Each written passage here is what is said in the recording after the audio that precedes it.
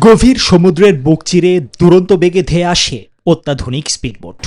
বিশাল ঢেউ ভেঙে MSc Francesca ও ইপামিনন্ডাস নামের জাহাজ দুটির পথ আটকে দেয় ইরানের বিপ্লবী গার্ড বাহিনী। চোখের পলকেই চারিদিক থেকে ঘেরাও করে ফেলা হয় জাহাজগুলোকে।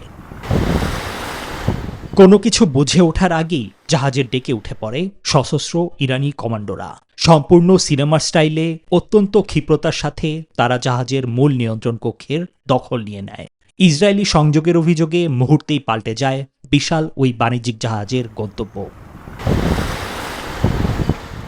ইরানের কোনো নৌবাহিনী নেই। মার্কিন প্রেসিডেন্টের এমন তাচ্ছিল্যের চরম জবাব দিতেই এই রোমাঞ্চকর অভিযানের ভিডিও প্রকাশ করেছে তেহরান। শত্রুদের চোখে চোখ রেখে হরমুজ প্রণালীতে নিজেদের একচ্ছত্র আধিপত্য আর সামরিক পেশাদারিত্বের এক ভয়ঙ্কর সুন্দর বার্তা দিল তারা।